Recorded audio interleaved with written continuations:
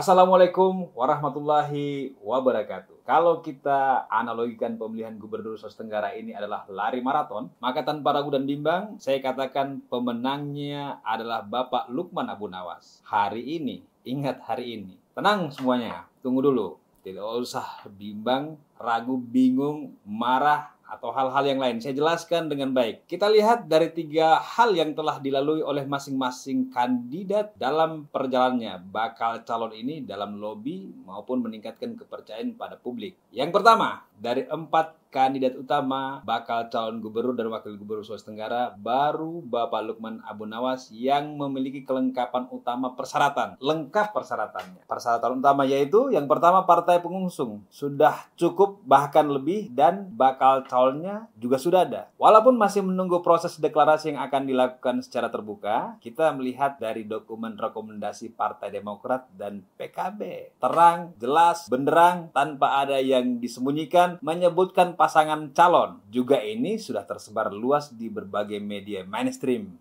Kalau kita membandingkan pencapaian ini dengan bakal calon yang lain, tidak selengkap pasangan Pak Lukman Abu Nawas dan Bapak Laude Ida. Misalnya kita sebutkan Ibu Tina Nur Alam. Kita ketahui bersama bahwa syarat rekomendasi partai juga sudah dimiliki oleh beliau. Lebih dari cukup, 16 kursi bahkan. Namun kita belum mengetahui siapa pasangan calonnya, dan di surat rekomendasi yang diberikan masih belum menyebutkan dengan siapa beliau berpasangan. Baru menyebutkan nama Ibu Tina Nur Alam sebagai bakal calon gubernur. Kemudian kita pindah ke Bapak Ruksamin dan Bapak Abdul Rahman Saleh. Lengkap pasangannya. Tapi partai belum mencukupi. Kursinya baru mencapai 7 dari 9 kursi dukungan. Belum terpenuhi. Bergeser lagi kita pindah ke Bapak Andi Sumangruka. Partainya belum cukup. Bakal calon wakilnya belum kita ketahui sampai saat ini. Masih kabur. Kita masih menebak kira-kira baik Ibu Tina maupun Pak Andi Sumangruka akan berpasangan dengan siapa. Mungkin dengan saya. Atau berpasangan dengan Anda. Kita belum tahu. Kita akan tunggu perkembangannya hari demi hari.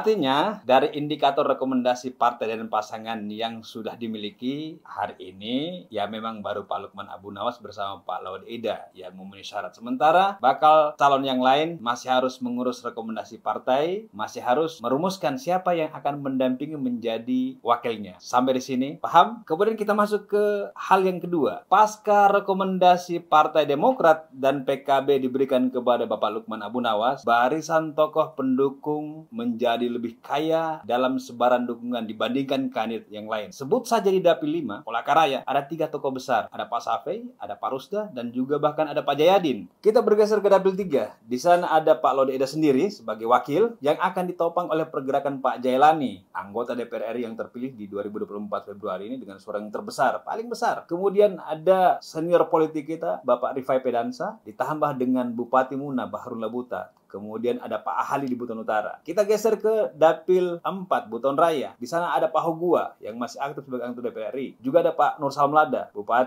mantan Bupati Buton Tengah, Bapak Samahuddin, dan juga ada Pak Haliana, Bupati aktif Wakatobi. Termasuk ada Bapak Monianse. Di Dapil 6 ada Bapak Amrullah, ini Bupati Konawe Kepulauan, kader Partai Demokrat, dan Bapak Rusdianto, kader PDI Perjuangan. Kemudian di Dapil 2, di sana ada Pak Endang, Ketua Partai Demokrat. Kemudian juga ada Ibu Tia Resma, Pak Herman Pambahako, Senawan Selondai, dan mantan Bupati Bombana, Bapak Atikur Rahman, termasuk mantan Wakil Bupati Pak Johan Salim. Dan kalau untuk Dapil 1, kualifikasi Bapak Lukman Abu Nawas sudah tidak kita ragukan lagi. Bisa memberikan dominasi yang kuat di Kota Kendari. Saya tidak mengatakan bahwa hanya Pak Lukman Abu Nawas yang memiliki dukungan tokoh dari berbagai kalangan dan tempat. Tokoh yang lain juga ada, tapi tidak sekaya apa yang dimiliki oleh koalisi PD Perjuangan, Demokrat, dan PKB. Kemudian yang ketiga, prestasi PDIP dalam pentas Pileg 2024 ini mengalahkan raihan semua partai politik yang ada di Provinsi Sulawesi Tenggara. PDI Perjuangan itu dari 69 kursi di 2019